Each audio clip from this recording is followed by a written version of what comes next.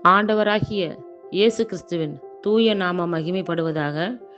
மத்தேயு எழுதிய சுவிசேஷம் 15ஆம் அதிகாரத்தில் உள்ள வசனங்களை நாம் இப்பொழுது தியானிக்க இருக்கிறோம். அப்பொழுது எருசலேமிலிருந்து வந்த வேத பாரகரும் பரிசேயரும் இயேசுவினிடத்தில் வந்து, உம்முடைய சீஷர்கள் முன்னோர்களின் பாரம்பரியத்தை ஏன் மீறி நடக்கிறார்கள்? கை கழுவாமல் போஜனம் பண்ணுகிறார்களே என்றார்கள். அவர்களுக்கு அவர் பிரதி உத்தரமாக, நீங்கள் உங்கள் பாரம்பரியத்தினாலே தேவனுடைய கற்பனையை ஏன் மீறி நடக்கிறீர்கள்?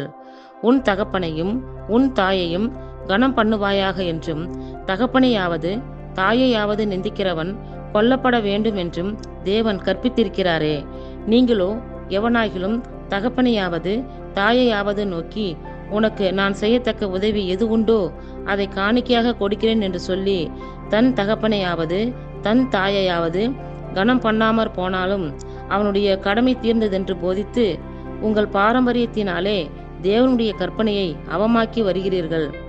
மாயக்காரரே, உங்களை குறித்து இந்த ஜனங்கள் தங்கள் வாயினால் என்னிடத்தில் சேர்ந்து தங்கள் உதடுகளினால் என்னை கனம் பண்ணுகிறார்கள். அவர்கள் இருதயமோ எனக்கு தூரமாய் விலகி இருக்கிறது. மனுஷருடைய கற்பனைகளை உபதேசங்களாக போதித்து வீணாய் எனக்கு ஆராதனை செய்கிறார்கள் என்று ஏசாயா தீர்க்கதரிசி நன்றாய் சொல்லி இருக்கிறான் என்றார். பின்பு அவர் ஜனங்களை வரவழைத்து அவர்களை நோக்கி, நீங்கள் கேட்டு உணருங்கள். வாய்க்குள்ளே போகிறது மனுஷனை தீட்டுப்படுத்தாது, வாயிலிருந்து புறப்படுகிறதே மனுஷனை தீட்டுப்படுத்தும் என்றார்.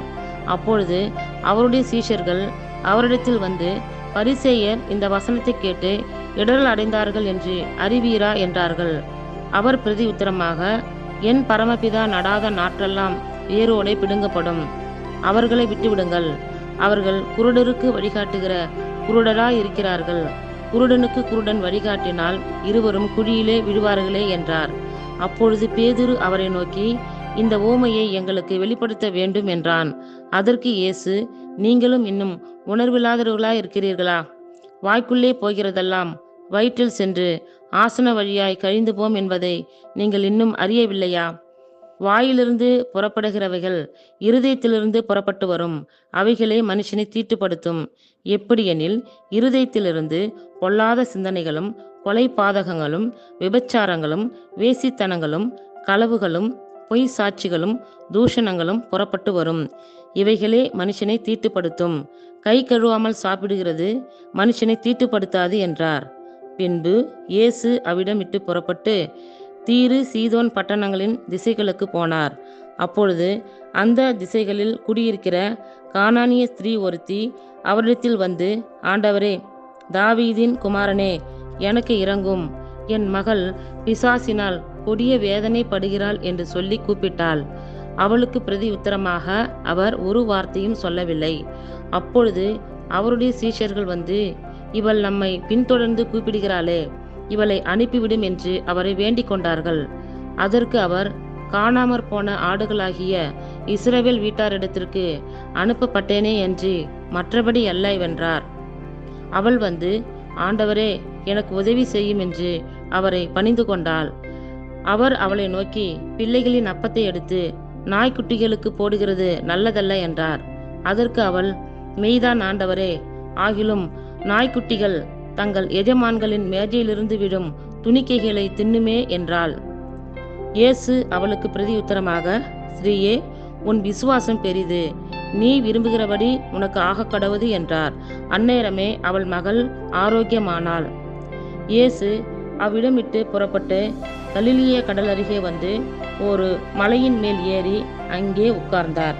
அப்பொழுது சப்பானிகள், குருடர், ஊமையர், ஊனர் முதலிய அநேகரை திரளான ஜனங்கள் கூட்டிக் கொண்டு இயேசுவினிடத்தில் வந்து அவர்களை அவர் பாதத்தில் வைத்தார்கள். அவர்களை அவர் சொஸ்தப்படுத்தினார். ஊமையர் பேசுகிறதையும் ஊனர் சொஸ்தமடைகிறதையும் சப்பானிகள் நடக்கிறதையும் குருடர் பார்க்கிறதையும் ஜனங்கள் கண்டு ஆச்சரியப்பட்டு இஸ்ரவேலின் தேவனை மகிமைப்படுத்தினார்கள். பின்பு இயேசு தம்முடைய சீஷர்களை அழைத்து, ஜனங்களுக்காக பரிதபிக்கிறேன். இவர்கள் என்னிடத்தில் 3 நாள் தங்கியிருந்து சாப்பிட ஒன்றுமில்லாதிருக்கிறார்கள். இவர்களை பட்டினியாய் அனுப்பிவிட எனக்கு மனதில்லை, வழியில் சோர்ந்து போவார்களே என்றார். அதற்கு அவருடைய சீஷர்கள், இவ்வளவு திரளான ஜனங்களுக்கு திருப்தி உண்டாகும்படி வேண்டிய அப்பங்கள் இந்த வனாந்தரத்திலே நமக்கு எப்படி அகப்படும் என்றார்கள். அதற்கு இயேசு, உங்களிடத்தில் எத்தனை அப்பங்கள் உண்டு என்று கேட்டார். அவர்கள், 7 அப்பங்களும் சில சிறு மீன்களும் உண்டு என்றார்கள். அப்பொழுது அவர் ஜனங்களை தரையில் பந்தி இருக்க கட்டளையிட்டு, அந்த 7 அப்பங்களையும் அந்த மீன்களையும் எடுத்து ஸ்தோத்திரம் பண்ணி பிட்டு தம்முடைய சீஷர்களிடத்தில் கொடுத்தார். சீஷர்கள் ஜனங்களுக்கு பரிமாறினார்கள். எல்லாரும் சாப்பிட்டு திருப்தி அடைந்தார்கள். மீதியான துணிக்கைகளை 7 கூடை நிறைய எடுத்தார்கள். ஸ்திரீகளும் பிள்ளைகளும் தவிர சாப்பிட்ட புருஷர் 4000 பேராய் இருந்தார்கள். அவர் ஜனங்களை அனுப்பிவிட்டு படவில் ஏறி மக்தலாவின் எல்லைகளில் வந்தார். இத்துடன் 15ஆம் அதிகாரத்திற்கான வசனங்கள் நிறைவுற்றது. கர்த்தர் தாமே நம் எல்லோரையும் ஆசீர்வதிப்பாராக. ஆமேன்.